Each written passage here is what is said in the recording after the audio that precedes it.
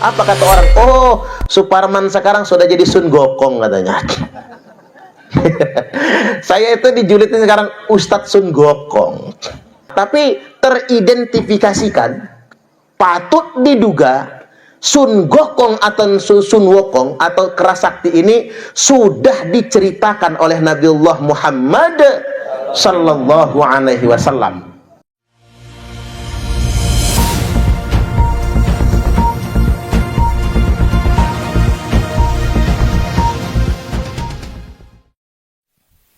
Assalamualaikum warahmatullahi wabarakatuh.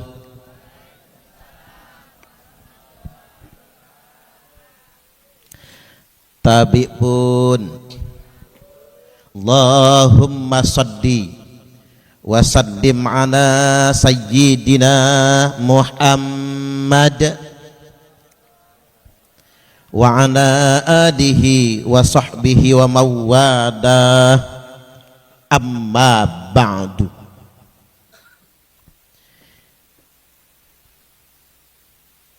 Yang terhormat pemerintah Desa Jatimulyo, juga yang saya hormati Bapak Ketua RT di lingkungan setempat. Selanjutnya yang kami hormati dan yang kami takzimi Kiai Wahonor Rahman selaku pengasuh Pondok Pesantren Fatihul Buldan, dan juga Dewan Kerohanian IKS PI Kerasakti Cabang Bandar Lampung. Selanjutnya yang kami hormati dan yang kami takzimi Kiai Nur Hidayat yang sedang merintis pondok pesantren. Semoga beliau diberikan kemudahan dan kelancaran, rezeki yang berlimpah, pesantrennya cepat selesai dan santrinya nanti banyak dan barokah, amin amin ya rabbal alamin.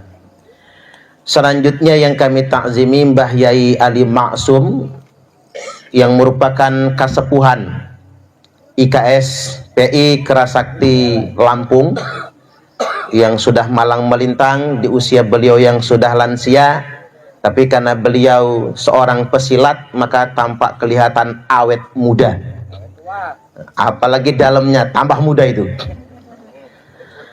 Selanjutnya terkhusus yang kami hormati yakni Ketua Cabang IKSPI Kerasakti Kota Bandar Lampung, Bapak Panut Hadi Pranoto beserta jajaran.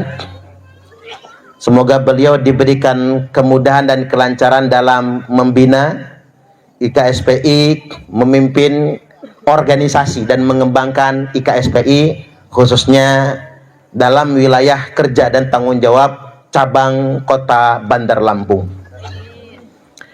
Selanjutnya bapak-bapak dan ibu-ibu, masyarakat lingkungan sekitar Pondok Pesantren Fatihul Buldan beserta segenap KBNU yang sempat hadir baik dari MWC ataupun dari Ranting Jatimulyo beserta ibu-ibu muslimat, hadirin wal hadirat rahimakumullah. Apa kabar? Sehat? Nih buat warga yang sudah disahkan, dan kepada hadirin dimohon untuk menerima salam penghormatan terlebih dahulu dari saya. Jinso, Jinso, Jinso,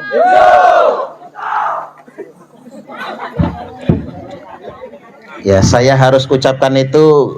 Saya ini Bapak Ibu statusnya bukan pendekar, cuman saya ini diberikan penghormatan, diangkat sebagai warga kehormatan IKS PI Kerasakti, sekaligus diamanahi sebagai penasihat di cabang Kota Bandar Lampung. Ya cuma nasihati, bisalah cuma menasihati, kerjanya ceramah soalnya. Yang pinter-pinter ini apalagi warga yang sudah disahkan, jadi lagi mantep-mantepnya, lagi hot-hotnya ya. Baik, pada kesempatan kali ini saya hendak sampaikan kepada kita semua yang hadir di sini, terutama Bu, sebaiknya anak-anak kita belajar pencak silat. Lebih baik lagi kalau diarahkan gabung IKSPI Kerasakti. Tepuk tangan dulu. IKS itu kepanjangannya Ikatan Keluarga Silat. PI itu Putra Indonesia. Mengapa agak dipisah cara menyingkatnya? Karena ada Putra Timor Leste. Jadi bukan hanya Indonesia. IKS, Ikatan Keluarga Silat, Putra Indonesia itu PI Kerasakti. Karena di Kerasakti ini kita bukan cuman olahraga, bukan cuman olah fisik, tapi juga olah rasa. Jadi warga IKS itu rasanya diolah, empati, kepedulian sosial, simpati, perhatian kepada sesama. Jadi mulai dari olahraga fisik, olah rasa, empati dan simpati, olah pikir, wawasan. Apalagi pembina kerohaniannya Kiai Wohono. Memang Kiai punya pondok, warga IKS akan dibina wawasan, baik wawasan kebangsaan maupun wawasan keislaman. Jadi gabung di IKS ini bukan cuma jadi warga, tapi juga jadi santri. Tepuk tangan dulu. Setelah olah rasa, juga olah jiwa. Jadi setelah olah rasa, olah pikir, olah jiwa, yakni spiritual kita dibina sedemikian rupa. Jadi lengkap sekali. Apalagi anak-anak seumuran remaja yang terkena efek bandwagon, efek ikut-ikutan, terutama interval usia 12 sampai 21 tahun. Itu rentan sekali. Maka coba kita identifikasi yang geng motor umurnya segitu, 12 sampai 21 tahun. Yang suka tawuran interval usia 12 sampai 21 tahun. Itu efek bandwagon. Daripada anak-anak kita ikut-ikutan yang bukan-bukan, lebih baik diarahkan kepada kegiatan positif. Gabung IKSPI Kerasakti. Fisiknya sehat, wawasannya jadi luas, pergaulannya bagus, empati dan simpatinya meningkat, kesantrian dan spiritualnya juga makin bagus. Anak sekarang kan bahaya ya Bu, main HP aja, ya nggak kira-kira? Bahaya kan? Main HP, main game online, selip dikit judi online. Yang tua-tua juga judi online itu. Kadang-kadang rumah kegade, pekarangan kejual, bini aja kabur akhirnya.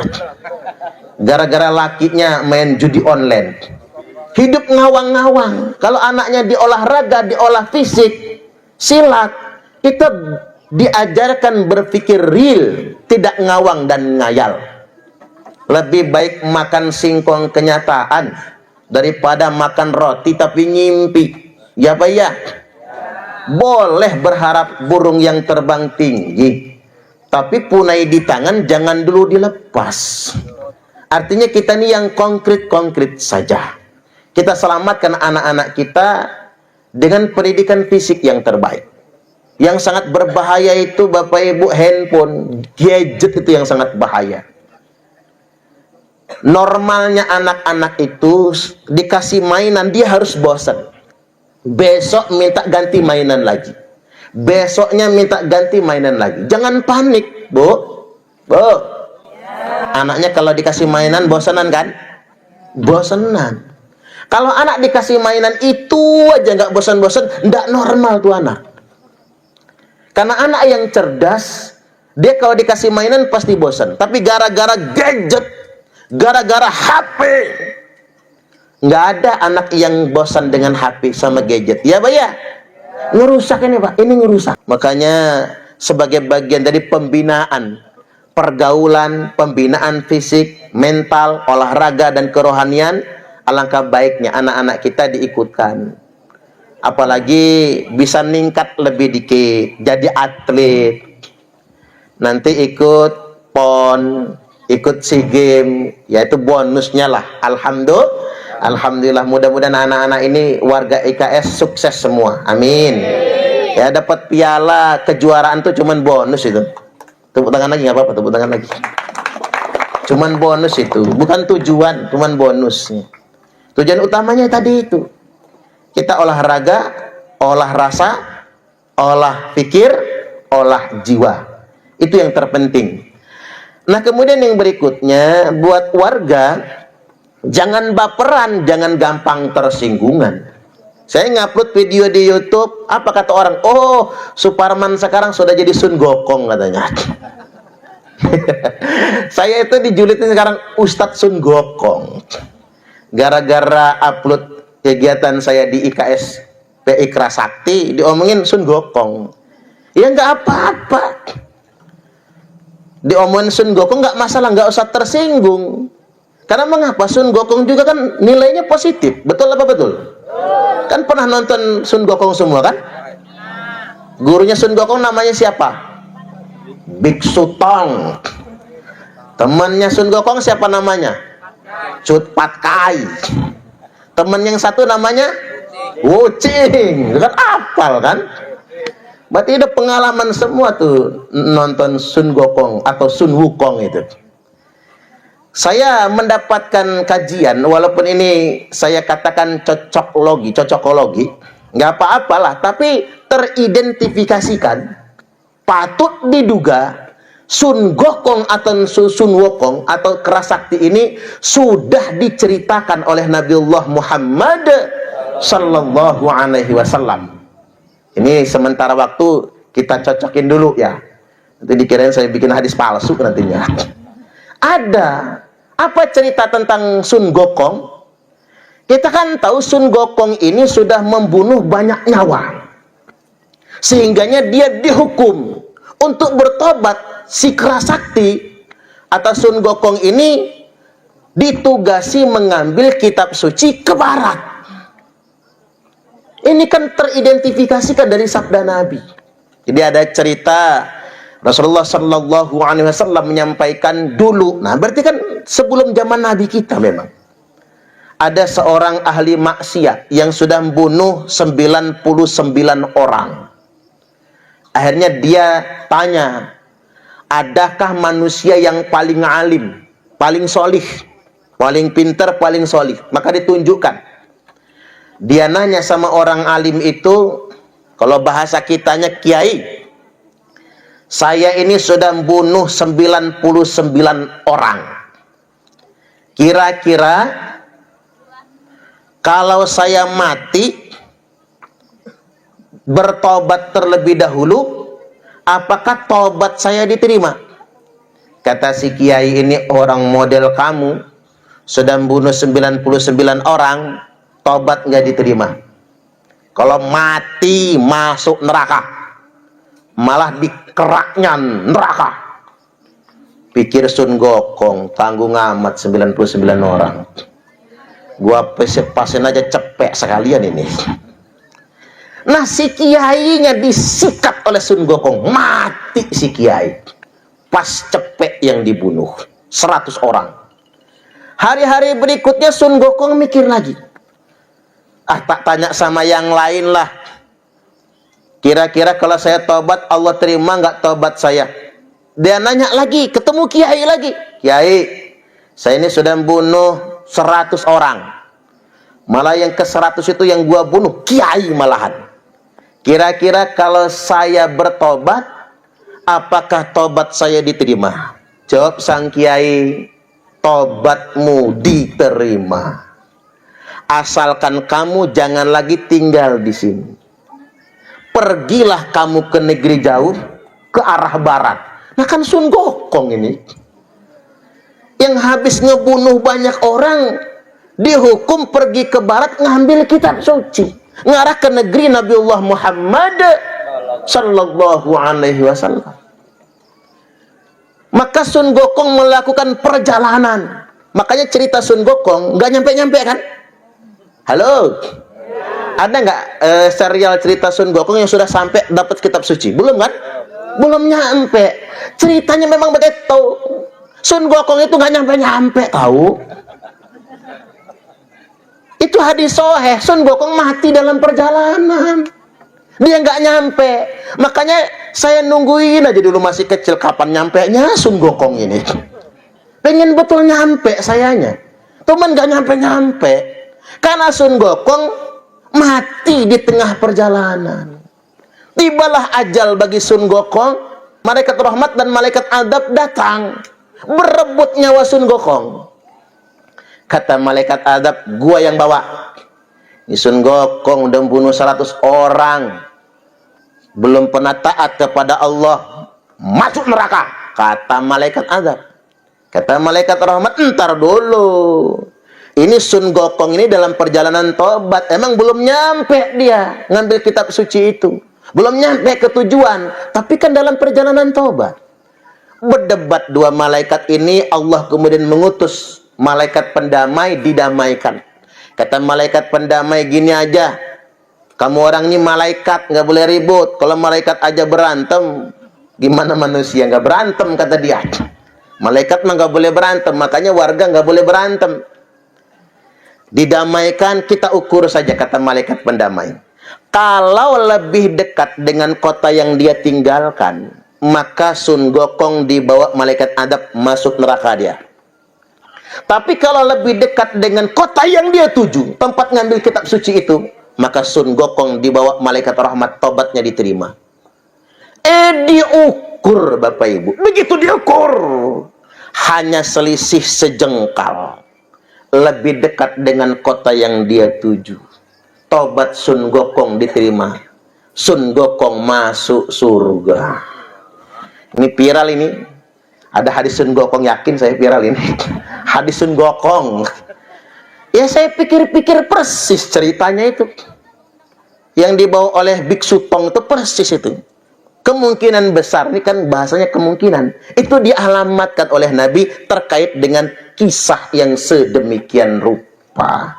Hadirin wal hadirat rahimakumullah. Kemudian yang berikutnya, saya hendak memberikan pesan kepada warga. Pengesahan sudah ya Kang? Yang baru saja disahkan. Pertama, ingat moto IKSP Ikra Sakti. Moto kita adalah keempat penjuru mencari saudara. Apabila ada musuh, pantang tunduk kepala. Kemana saja IKSP Ikra Sakti pergi, tak cari musuh. Bukan untuk petantang petenteng. Karena segagah-gagahnya manusia pasti ketemu lawan. Ya Pak ya? Pasti ada lawan. Di atas langit masih ada langit. Makanya kita bukan untuk gagah-gagahan. Kita keliling keempat penjuru untuk mencari saudara. Tapi kalaupun terpaksa, apabila ada musuh, pantang tunduk kepala. Ini prinsip yang harus kita jaga. Cuman ingat, tagline kita ngalah, ngalih, ngamuk. Ngalah dulu. Habis ngalah masih dikejar, ngalih.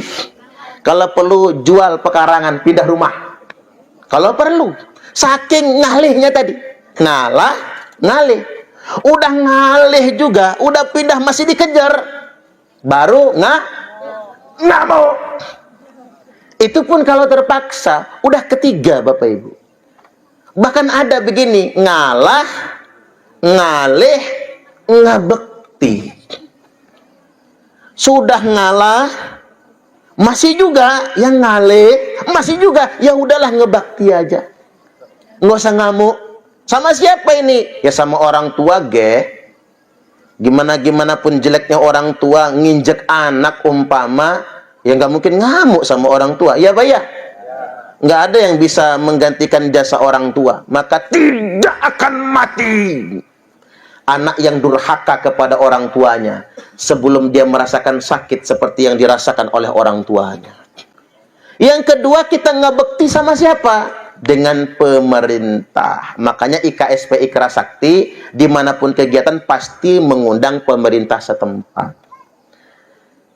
Dari mulai presiden, gubernur, bupati, camat, kades, minimal Pak Kades itu hadir. Karena mengapa? Ini komitmen kita kepada negara. bahwasanya IKSPI Kerasakti setia dengan Negara Kesatuan Republik Indonesia. Tepuk tangan lagi. Ya, kita nggak boleh ngelawan pemerintah yang sah, nggak boleh. Kendatipun pemerintah itu memang harus menjadi pegawai negara, bukan kemudian menjadi raja. Saya ambil contoh itu, ada menteri yang mengatakan tanah ini milik negara, rakyat itu cuman memanfaatkan. Cangkemmu enak betul ngomong. Enggak apa-apa pemerintah itu mengatakan semua tanah ini milik negara, bukan milik rakyat. Rakyat cuman memanfaatkan. Sampai diancam 2 tahun nggak dimanfaatkan disita negara, mapas. Rekening nganggur 3 bulan diblokir. Nanti bini dianggurin 3 bulan, Pak. Disita sama negara, jangan macam-macam. Kita tuh begini, Bapak Ibu, saya ingin tegaskan, boleh pemerintah mengatakan itu, tapi ingat, jangan merasa menjadi pemilik negara. Ngapunten, nggih. Kadang-kadang orang baru saja jadi pejabat merasa sudah punya negara. Enak betul nginjek rakyatnya, jangan juga begitu. Kita rakyat ini pengen ngalah, ngalih, ngabekti. Tapi mbok yo ya jangan diinjek terus. Kalau diinjek semut aja gigit, nggih napa nggih? Nah, ini prinsip yang harus dijaga. Kita setia kepada negara dan setia kepada pemerintah yang sah. Makanya kita tidak menemukan, Bapak Ibu, IKSPI Kerasakti ini yang dibenci masyarakat. Bangsa Indonesia, rakyat Indonesia cinta dengan IKSPI Kerasakti. Tepuk tangan lagi. Ini fakta loh. Mana ada orang yang takut sama Kerasakti IKSPI? Nggak ada. Nggak ada. Karena ngapa? Kita tidak menebar ancaman. Kita tidak menebar gagah-gagahan. Tapi murni betul-betul peningkatan olah rasa, olahraga, dan seterusnya. Itu pesan pertama. Kemudian yang berikutnya, bela diri itu bukan untuk menyerang, tapi bela diri itu untuk melindungi diri dan menolong orang lain. Wallahu fi aunil abdi maka al abdu fi auni akhihi, dan Allah akan senantiasa pertolongannya menyertai hambanya selama hambanya mau menolong saudaranya. Jadi buat nolong. Ya nggak mungkin kita ketika melihat ada kezoliman di depan mata, lah kok kita kabur.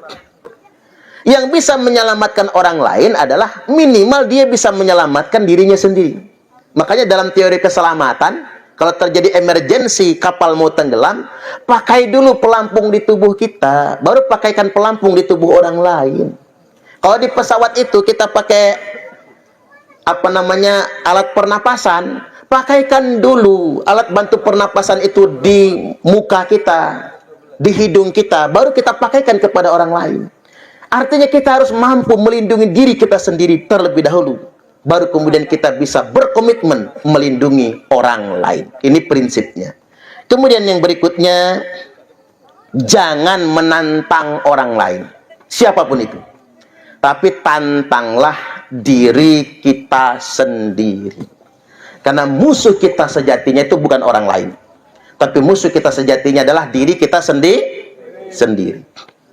Semua orang yang nantang biasanya kalah, ya Pak ya? Karena energinya melemah.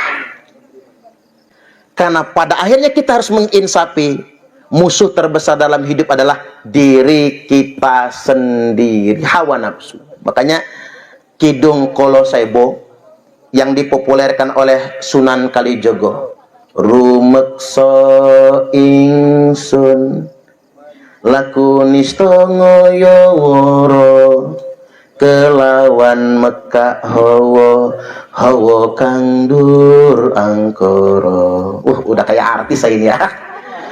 Suaranya cempreng apa lembut dikira-kira ya. Tapi saya pikir-pikir, saya kalau dengar Kidung Kolosebo itu luar biasa.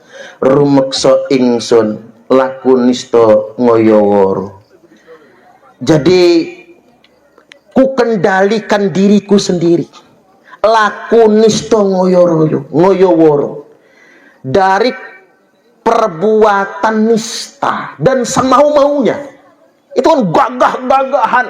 Udah nista semau-maunya gagah-gagahan. Kelawan Mekah dengan cara apa? Mengendalikan hawa nafsu. Kelawan Mekah hawa kang dur angkoro, yakni hawa ankara murka. Orang yang bisa menundukkan dirinya, menantang dirinya sendiri, maka dia adalah orang yang kuat. Makanya wahyu kula sebo adalah hasil konfirmasi dari firman Allah Ta'ala, dari pernyataan Nabi Yusuf alaihi salam, wa ma ubarri'u nafsi innan nafsa la'ammaratum bisu. Aku tidak akan membebaskan diriku karena hawa nafsuku senantiasa memerintahkan kepada perbuatan jahat. Makanya kalau kata Kanjeng Sunan Ampel, nutup babakan hawa songo. Hawa songo niku apa? 2 lubang mata ditambah 2 lubang hidung 4, ditambah 2 lubang kuping 6, yang ditambah yang ke-7 lubang cangkem, ditambah 2 lubang bawah. Apa namanya, Bu? Saya tahu betul namanya, cuman nggak enak nyebutnya. Kalau bapak-bapak nggak paham, WA aja ya Pak, nanti tak jelaskan sedetil-detilnya itu. Sebagai pelajaran buat kita, yang keluar dari mata namanya apa? Belek. Yang keluar dari hidung, upil, umbel. Yang keluar dari kuping, congek bin cule. Yang keluar dari cangkem, iler. Nah itu yang paling sengit.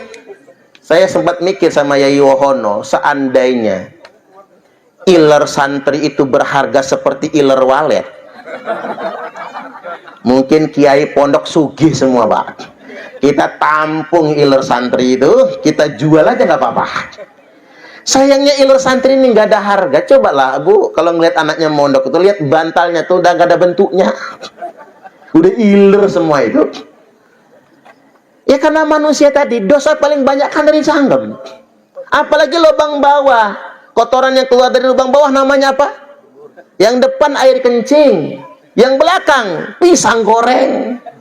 Itu kalau masih sehat. Kalau sudah sakit-sakitan, bubur kacang hijau kan gitu. Itu kalau lagi masuk angin. Nah kita mengendalikan diri, itu yang terpenting buat seorang pendekar, buat seorang pesilat, warga IKSPI Kerasakti. Baik, yang berikutnya, jadi pesilat itu berbeda dengan preman. Halo? Beda dengan preman. Kalau preman itu sudah teridentifikasikan oleh sabda Nabi, la yadkhulul jannata sahibu maks. Tidak akan masuk surga sahibu maks. Jadi dalam bahasa hadis, preman itu sahibu maks. Apa itu sahibu maks? Orang yang minta duitnya dengan cara paksa. Nah itu namanya preman. Minta duitnya maksa. Bu, ibu-ibu kalau minta duit maksa nggak Bu? Rodoh maksa ya. Itu namanya preman berdaster namanya. Preman itu kan ada urutannya. 1, preman berdaster yang emak-emak nih. Yang kedua, preman kampung. Preman kampung, preman pasar, yang sering ngambil pungli, pungutan liar. Kemudian yang ketiga, preman ormas Pak, preman berkelompok, seragamnya seragam ormas tapi ngereman. Itu preman ormas namanya, preman berkelompok. Yang keempat, preman berseragam.